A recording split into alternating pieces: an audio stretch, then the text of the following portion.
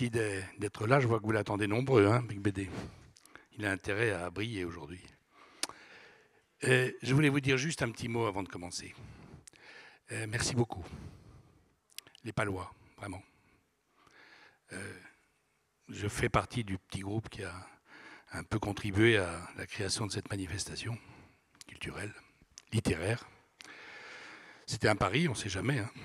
Ça ne marche pas, ça marche. Et de voir tous ces gens dans les lieux, ces 5-6 réunions en même temps, avec des gens qui sont intéressés, qui semblent heureux, qui repartent d'ici en disant c'est formidable, ça fait chaud. Ça fait chaud au cœur. Voilà, merci.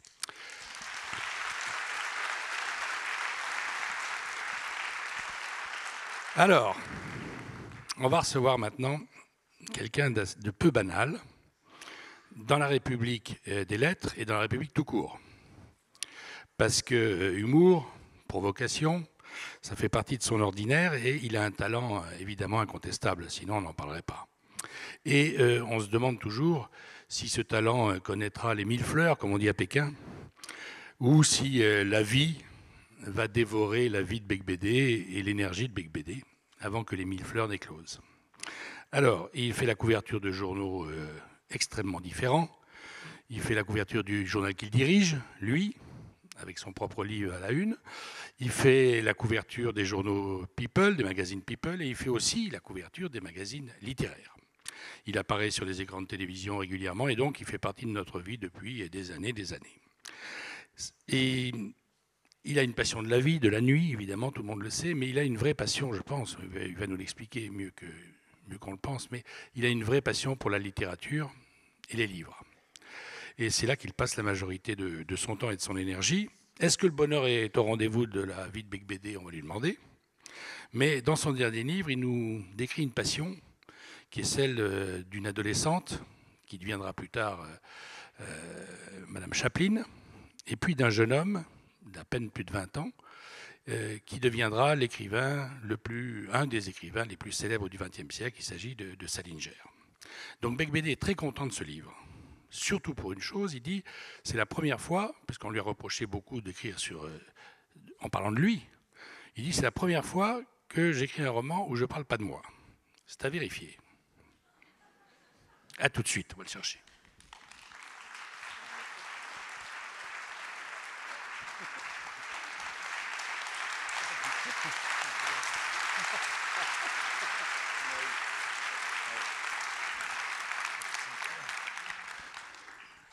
Vous allez bien? Bonjour à tous.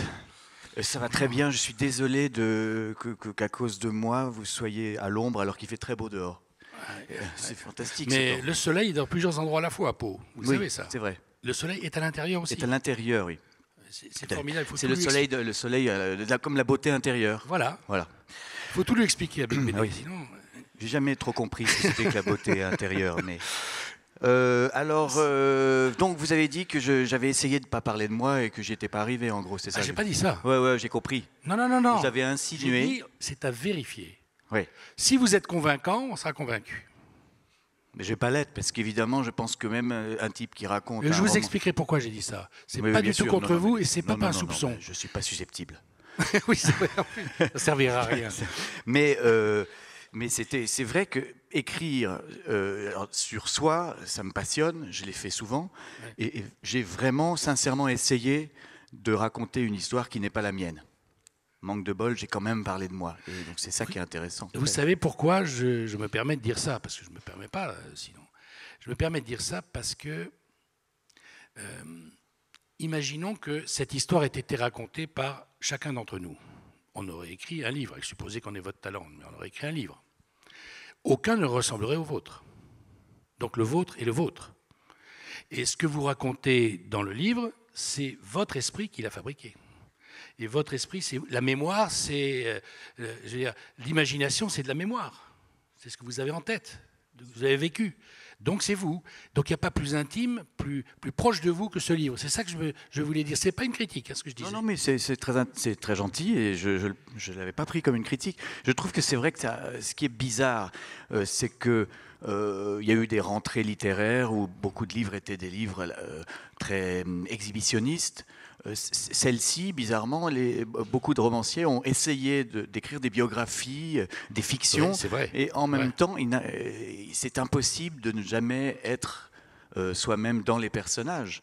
Et par ailleurs, c'est vrai qu'un des livres importants de cette rentrée, Le Royaume d'Emmanuel Carrère, c'est intéressant parce qu'il essaye de parler des origines du christianisme, et finalement, il parle aussi de lui-même. Et c'est ça qui m'intéresse. Et au fond, je pense que ce n'est pas raconter une histoire qui m'intéresse, c'est mon regard sur cette histoire. C'est-à-dire, autrement dit, je ne crois pas en l'objectivité. Je pense qu'on est toujours subjectif quand on écrit, même si on veut raconter une histoire de, je ne sais pas, de science-fiction. Je suis sûr, par exemple, que dans Le Seigneur des Anneaux, eh bien, Tolkien, il est dans chaque hobbit. Vous voyez, qu'est-ce que je pourrais prendre d'autre comme exemple encore plus stupide? Dans Harry Potter, il y a J.K. Rowling qui est la mère d'un petit garçon, et donc il y a aussi la vision d'une femme sur son enfant. Mais vous avez raison, c'est ça qui est intéressant. Oui. S'il n'y avait pas la personne derrière le livre, vous voyez, une biographie pure et simple, ce serait beaucoup moins intéressant qu'un roman fait avec la chair de quelqu'un. Ça fait aucun doute. Et puis c'est pire que ça, parce que j'ai quand même parlé de moi au début, au milieu, à la fin, et à chaque fois je me regarde en train de me demander pourquoi j'écris ce livre, parce que c'est le livre qui va demander le plus de travail. 4 ans. Oui, une documentation, une enquête, c'était sur des gens très secrets, donc évidemment arriver à écrire 350 pages sur des gens qui ont fui les médias, c'est plus compliqué que qu'une autre histoire qui serait connue déjà. Donc Oui, parce c'est là où vous avez raison sur les liens entre imagination et mémoire. C'est vrai que, par exemple, je raconte la rencontre entre Salinger et Ouna. Ils sont tous les deux dans une boîte qui s'appelle le Stork Club. Évidemment que pour raconter ça, puisque je n'y étais pas et que personne n'a témoigné, je suis obligé de raconter mes rencontres avec des jeunes filles dans les boîtes de nuit. Donc finalement, je me sers de ma vie pour imaginer celle des autres. Exactement. Et l'imagination, c'est de la mémoire reconstituée. Oui. On ferme les yeux et on s'imagine et on essaie de se souvenir de se mettre à la place des gens, des personnages. Quand Chaplin rencontre Ouna à Los Angeles dans un dîner, il est émerveillé. Il a raconté ça fait 8 lignes dans ses mémoires. Chaplin raconte qu'il voit une jeune fille, voilà, près d'un feu de cheminée. En gros, c'est à peu près tout ce qu'on sait. Bon, là encore, j'étais obligé de m'imaginer à sa place, ce qui est un luxe extraordinaire. Mais ça demande de faire appel à des souvenirs. Oui. Donc, voilà, enfin bon, Voilà. bref. Donc on est d'accord. On est d'accord, et vous êtes arrivé. on est déjà, grâce à vous, on est arrivé à un niveau de très intello. Il y a des gens, il y a des gens en haut. C'est fou, incroyable. Il y a juste au premier rang où il y a personne parce que les gens ont eu peur qu'on postillonne. Ouais. Ils se sont dit, C'est de la réputation vous a Oui, précédé. oui. Ouais. Mais, Bon, vous savez, franchement, je vous le dis, parce que je l'ai pris avec, je disais un Bec BD, tiens, vous voyez. Je disais, bon, c'est un bon bouquin. Vraiment, c'est un livre intéressant qu'on lit avec plaisir. Et on aime vous voir, mais il y a vous dedans, mais cette fois-ci, je dirais que c'est vous avec un effort. Vous voyez ce que je veux dire? Dans les autres livres, vous étiez là, allez, je suis Bec BD, puis voilà, allez, hop. Là, il y a du travail, et on sent que Bec BD a fouillé un peu plus profondément que les autres fois pour aller se chercher plus vrai que les autres Bec BD. C'est vrai ce que je dis gentil, ou pas? c'est gentil, merci beaucoup. Je crois que ça vient d'une peur de mal faire. Parce que je m'attaque pas, je rends hommage à des gens que j'aime, que j'admire.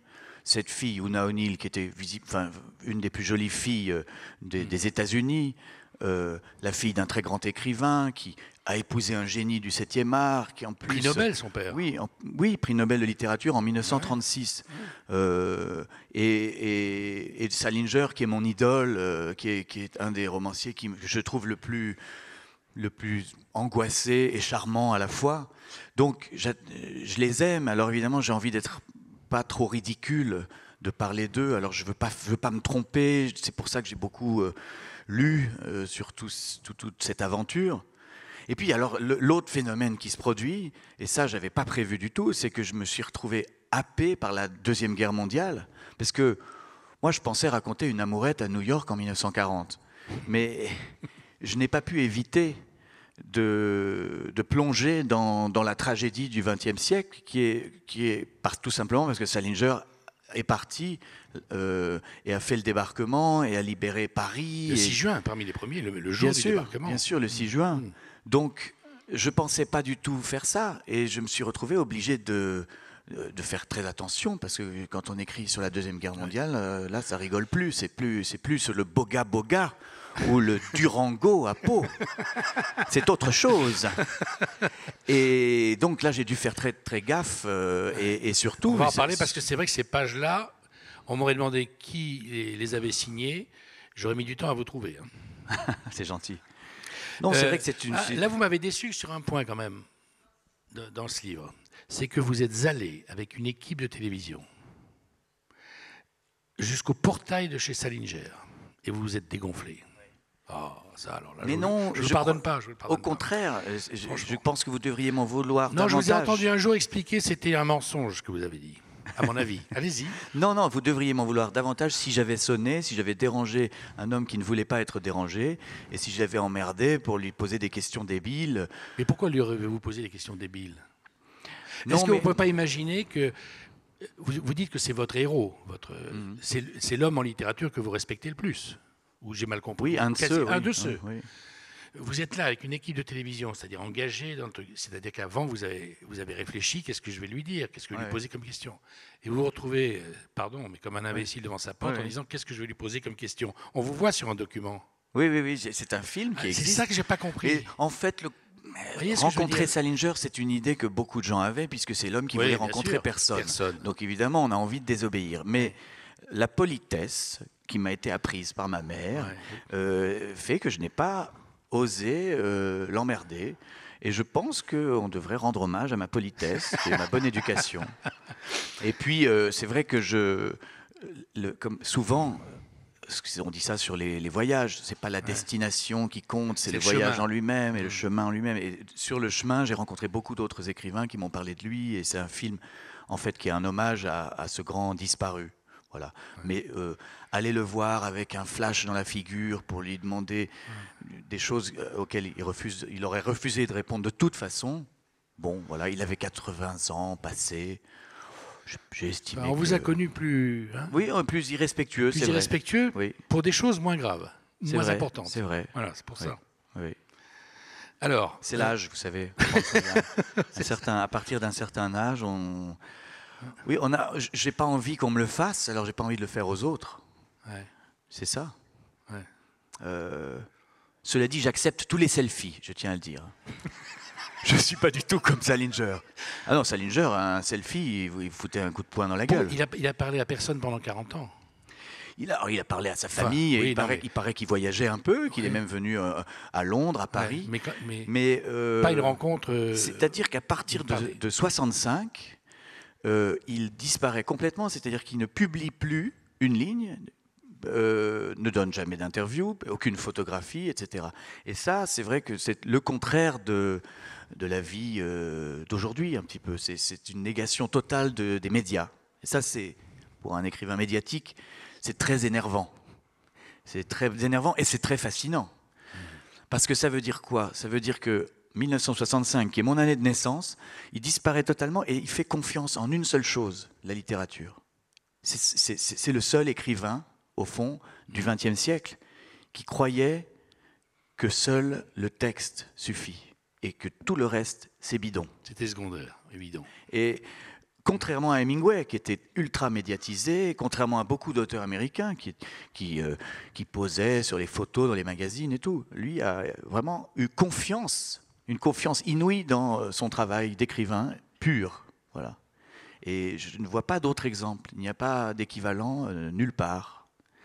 Il y a des écrivains qui refusent les interviews, mais ils continuent de publier souvent. C'est le cas de Thomas Pynchon, Kundera. Il y en a qui, comme ça, qui ne veulent pas voir de journalistes. Mais mais qui écrivent. Et heureusement, c'est normal, un écrivain, ça écrit. Et lui, il écrivait et il publiait plus. Il paraît qu'il a 15 romans dans un coffre. Et il est mort en 2010. Ouais. Il y a 15 romans qui sortiront peut-être un jour, longtemps après sa mort. C'est très... C'est très étrange. Hein, très extraordinaire. Extraordinaire. Oui. C'est un roman en soi, d'ailleurs. Hein. Alors, est-ce que... on les lit avec plaisir, hein, mais est-ce que vous aviez le droit de faire ce que vous avez fait dans ce livre? Je ne parle pas des rencontres que vous avez dites, parce que là, on comprend que, bon, un romancier, ça se permet ça. Mais il y a des lettres, des lettres supposées, non, qui ont existé, pardon, auxquelles vous n'avez pas eu accès, mais qui ont existé entre Ouna et Salinger, à l'époque de leur séparation. Et là, alors, c'est une autre responsabilité, me semble-t-il, que de se mettre dans la peau de chacun ou de chacune et d'écrire à sa place. Quelque chose dont vous ne savez rien. Alors je me suis demandé, mais comment il a osé faire un truc pareil?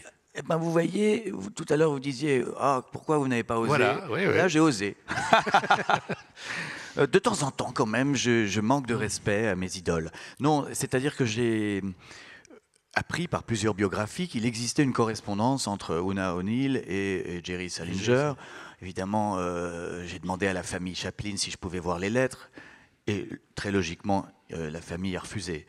Mais alors là, fallait-il les écrire ou non? Je me suis dit que c'était un roman, que j'avais bien précisé que je me prenais pas pour eux, mais que j'en faisais des personnages de livres.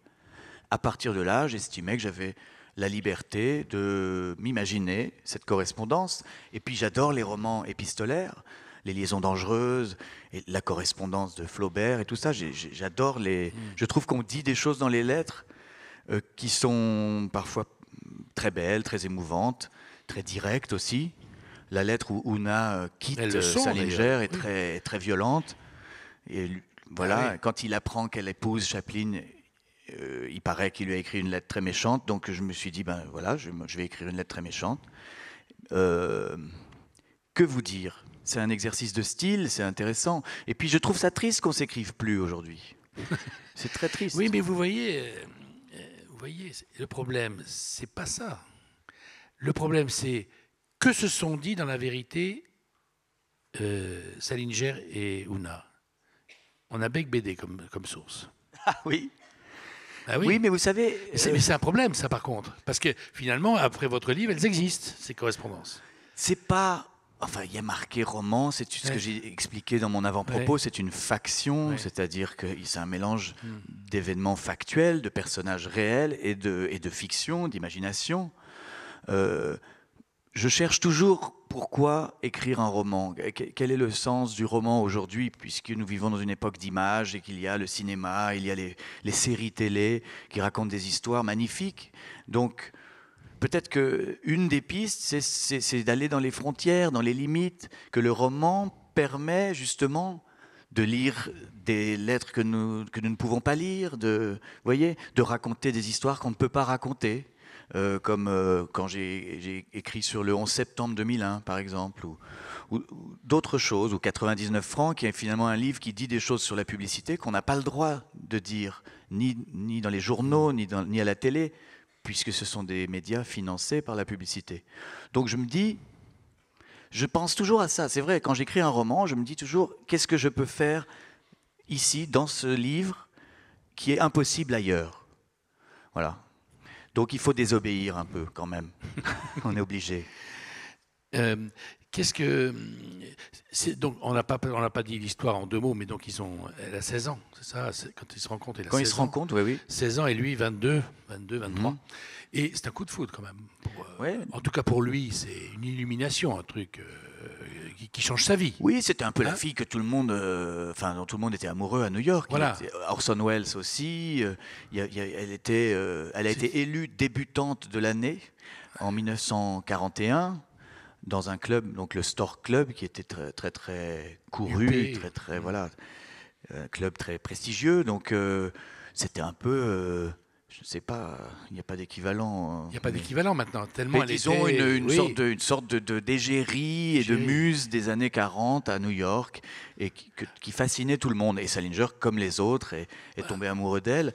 Mais alors ça, on comprend, mais elle, Moi, je crois que oui. Je crois que c'était réciproque au début, parce qu'elle, justement, fille d'écrivain et lui, écrivain débutant, ça pouvait coller. Elle était une grande lectrice de Fitzgerald, elle aimait beaucoup lire les revues littéraires, et lui commençait à publier des nouvelles. Donc elle était un peu épatée par lui. Je pense que, d'ailleurs, ce truc-là, c'est pas mal écrivain pour draguer les filles.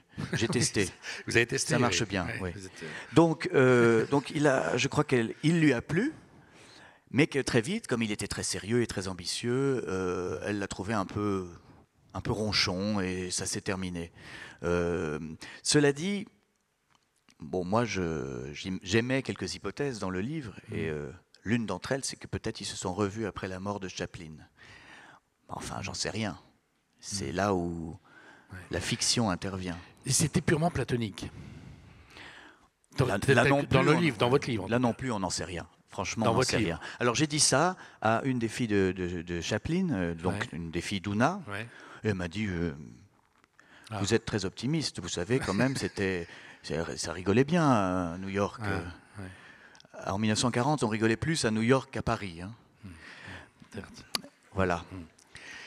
Et pourquoi vous avez été intéressé à cette histoire dont il y avait quelques lignes qui traînaient? Je veux dire, c'est parce que justement il y avait peu de choses qui... La curiosité. La curiosité. Je pense que c'est ce qu'il y a de plus important quand on commence un livre, c'est la curiosité. C'est d'avoir envie de le lire, pas envie de l'écrire, parce que c'est très pénible d'écrire, mais envie de le lire. Moi, j'écris toujours le livre que j'ai envie de lire. Je cherche ce livre, et honnêtement, j'ai commencé par me renseigner pour savoir s'il n'y avait pas eu déjà des livres dessus, des mémoires, des biographies, quelque chose sur cette histoire d'amour. Et non, il n'y a même pas eu d'articles de journaux. C'est fou. Il n'y a même pas eu un journal qui s'est dit, tiens, on va faire 20 pages là-dessus. Donc je me suis dit, là, il y a quelque chose. Ces gens sont si merveilleux, ils sont si beaux, j'ai envie de passer 4 ans avec eux. Voilà. Et où vous voulez aller? Parce qu'on regarde on vous suit depuis longtemps. Enfin, moi, j'ai lu quasiment tous vos livres. Je trouvais que celui-là, il y avait l'effort dont je parlais tout à l'heure. Je me dis, tiens, là, il se passe... C'est formidable dans ce livre, parce qu'on sent que vous voulez vous hisser à un endroit dont vous n'aviez pas cherché l'accès. Et donc, est-ce que c'est le début de quelque chose? Est-ce qu'on va avoir un bec BD un peu moins la nuit et qui va se décider à enjamber au moins moitié, quoi. Moitié. C'est marrant, vous êtes très moral, finalement. Pas du tout. Non, mais je vous demande si vous allez devenir moral. Moi, je pense qu'un jour, vous allez changer de vie. Moi, je suis romancier pour vous, vous voyez. Je me dis, un jour, Bec BD, il va prendre une robe de bure et il va se mettre au boulot. Non, c'est marrant parce que je comprends très bien pourquoi vous dites ça, et je sais que c'est très aimable, et surtout venant de vous, parce que on se connaît depuis longtemps, et je sais que vous êtes un fin lettré. Mais c'est vrai que je ne vois pas en quoi et pour quelles raisons il faudrait avoir une vie beaucoup plus rangée pour mieux écrire. C'est une vision assez flaubertienne. Oui, non, c'est pas ça. L'ermitage. C'est que bien écrire un très très beau roman. D'ailleurs, c'est pas par hasard que vous êtes intéressé à Salinger. Quand vous parlez de lui, on sent bien que c'est un maître. Et c'est un peu incompatible. C'est-à-dire que ça demande des efforts. Il ne s'agit pas de robe de bure, c'est pour caricature. Mais voilà, pour faire un grand roman, vous le savez mieux que personne, c'est beaucoup d'efforts et une certaine envie de creuser les choses, etc. Et donc, ça nécessite d'avoir beaucoup de ténacité et une énergie centrée sur un projet. Voilà. Non, c'est très juste. À vrai dire, est-ce que vous en avez envie? C'était ma question. Ce livre-là m'a demandé beaucoup d'années, et j'aurais absolument pas pu l'écrire si je n'avais pas choisi de me retirer un peu de ma vie agitée parisienne. Et je suis venu ici à Pau, à la Villa Navarre, et puis à Guétari, et aussi en Suisse. Je me suis concentré. En fait, c'est la concentration. La concentration. Voilà, la concentration permet évidemment d'habiter avec les personnages. Et chaque jour, il y a des idées qui viennent. Les idées mènent le monde, mais elles mènent surtout les romanciers. Je sais plus. Je crois que c'est Schopenhauer qui dit que le secret d'une phrase réussie, c'est d'avoir quelque chose à dire. Et ça prend du temps d'avoir quelque chose à dire à chaque page. Parce qu'il y a beaucoup de livres où on sent que l'auteur n'a strictement rien à dire. Et c'est assez pénible parfois. Ça se voit vite. Oui, ça se voit vite. Et ça devient du ressassement. Et d'ailleurs, ça a pu m'arriver dans des livres précédents, peut-être comment dire, de faire le vide. Non, mais en tout cas, d'essayer de décrire quelque chose qui était vide. Et donc, le style pouvait en être déformé. Enfin, bref. Donc, alors je vois très bien ce que vous dites, et bah oui, je pense que je vais dans ce sens. Mais démissionner de lui, pas question. Ouais. Il y a des limites. Non, il y a des limites. Ne me demandez pas tout. Je veux bien arrêter la télé, par exemple. Je pense que ça va s'arrêter. Ça va s'arrêter. Oui. Alors, on va parler de la guerre quand même de 3 minutes, parce que c'est quand même quelque chose. Alors, ça m'a sidéré. C'est incroyable comme vous parlez de la guerre avec précision, avec dureté, avec un œil. On se dirait, mais il a connu la guerre avec BD. Non, mais c'est vrai, tellement c'est précis. Donc, on sent que vous avez beaucoup travaillé là-dessus. Et c'est plus qu'un livre d'histoire. En ce moment, on lit beaucoup de choses sur la guerre de 14, etc. Donc, on a lu, déjà, on les avait lus avant, mais là, on revient sur des descriptions, ou même des descriptions de ceux qui ont vécu ces moments-là. Et vous, dans ce livre, c'est par moments, c'est encore plus vrai que vrai. Donc, ça demande. On se dit que c'est quelque chose de très, très important dans ce livre, alors qu'au départ, comme vous l'aviez dit tout à l'heure, c'était pas forcément dans le. C'était pas le. Mais j'aime bien. Je trouve que c'est bien de se laisser surprendre. Et quand je parlais de la curiosité, oui, j'ai été attiré par ça, j'ai voulu en savoir plus. Et puis en lisant quelques historiens et aussi les témoignages des soldats qui n'ont pas, rarement été traduits. Donc je lisais ça en anglais et je me suis aperçu qu'il y avait toute une littérature que j'ignorais sur ces événements et surtout beaucoup de choses, de faits que j'ignore. Et que peut-être, je me suis dit, si moi je les ignore, peut-être qu'il y a d'autres gens comme moi. Alors j'ai appris énormément. J'ai appris énormément sur la Normandie, la bataille de Normandie, la libération de Paris, qui était une sorte d'orgie. Et puis après, sur ce que j'appelle l'année la plus longue, c'est l'année qui suit le débarquement. Voilà, qui est l'année 44-45. Qui a été terrible. Parce qu'en fait, on peut le dire, la réalité, c'est quand même que les Allemands sont rentrés un petit peu vite et par surprise en France. Ils nous ont battus parce qu'ils ont fait la blitzkrieg. Ils sont arrivés à toute vitesse et ils nous ont pris par surprise. Mais ensuite, quand il a fallu les déloger, ça a été beaucoup plus cruel et brutal. Il y a eu plus de morts dans la dernière année que dans les années précédentes. Vous voulez lire une page ou ça vous embête? Parce qu'il y a quelque chose de très bizarre. Il y a un jugement sur les jeunes d'aujourd'hui. Là aussi, on se demande pourquoi Bec BD nous parle de ça, comme s'il avait peur que quelque chose de grave arrive dans l'histoire. Voilà, ça commence là, le monde est prêt là, jusqu'à la fin.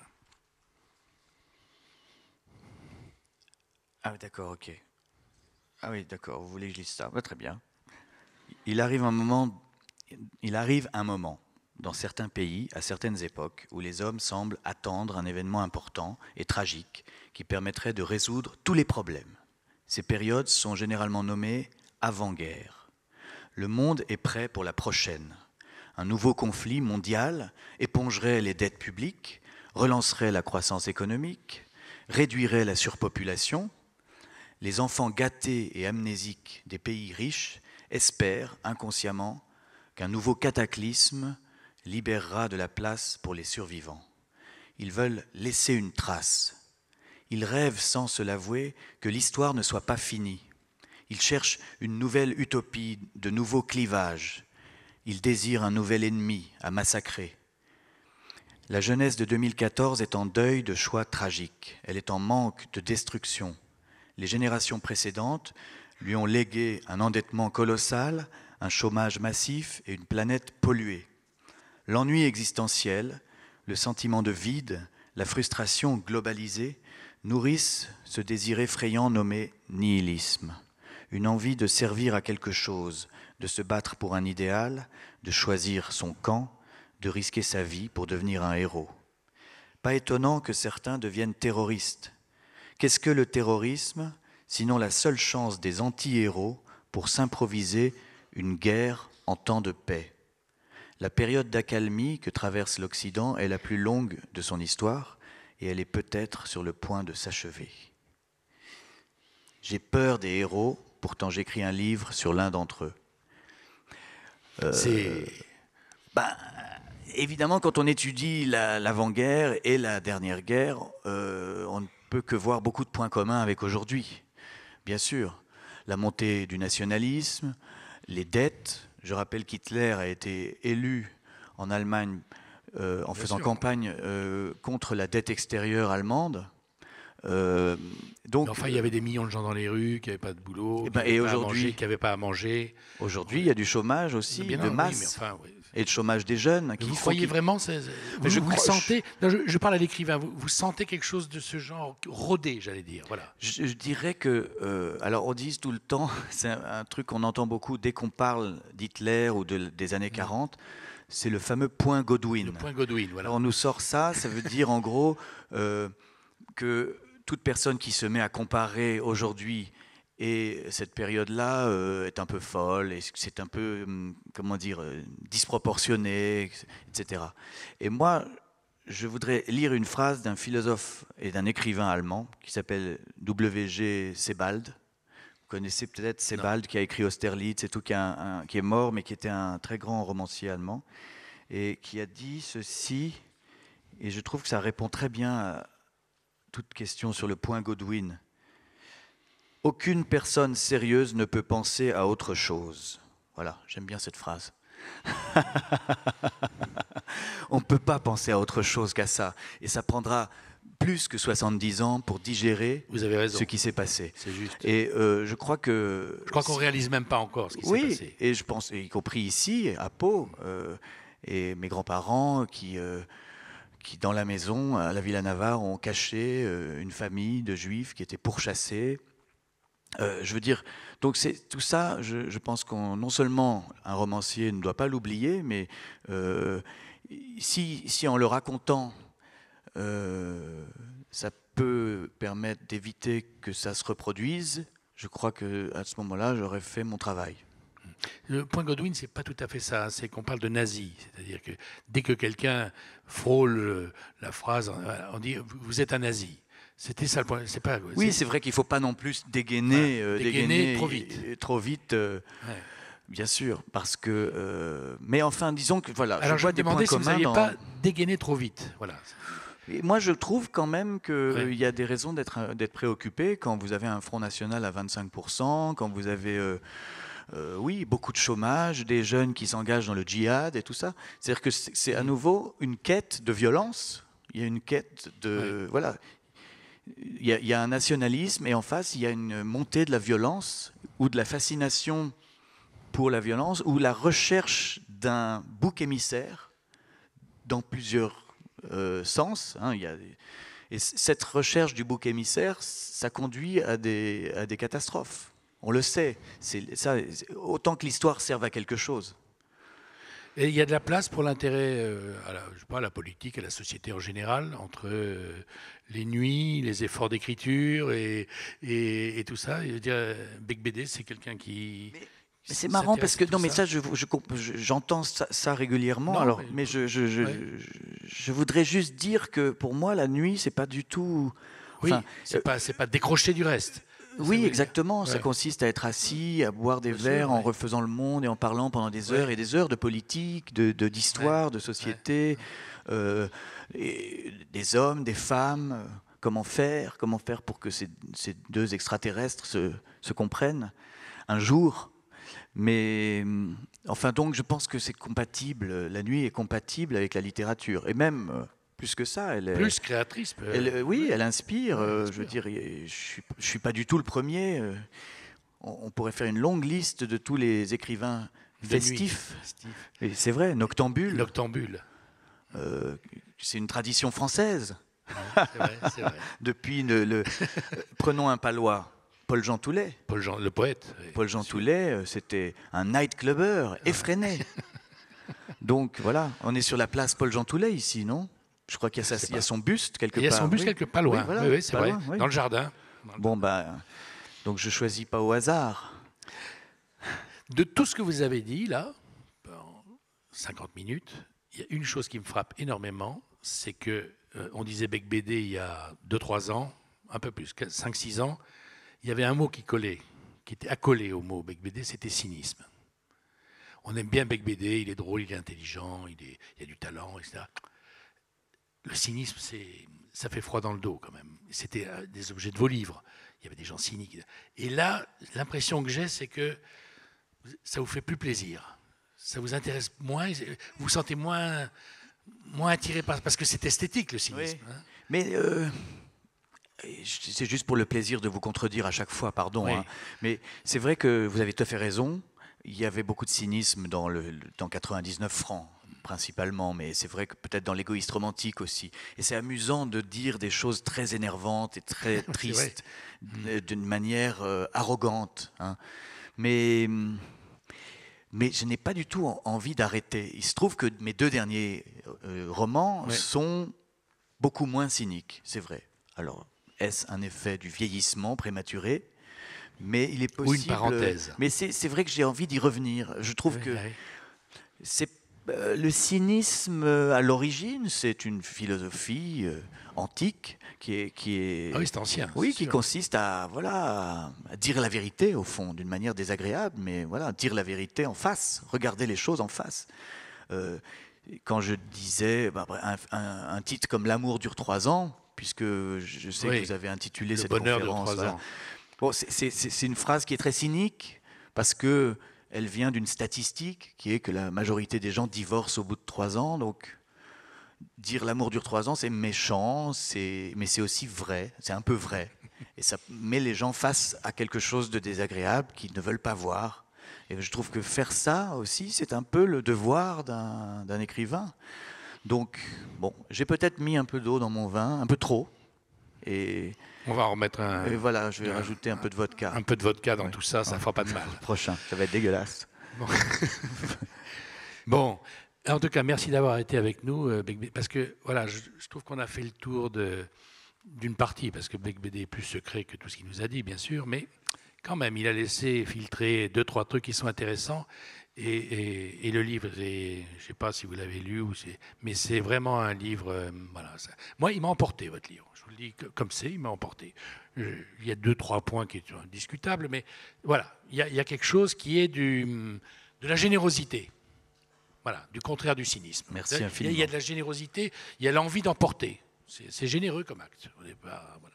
Merci beaucoup, en tout cas. Merci beaucoup. Vous allez le retrouver.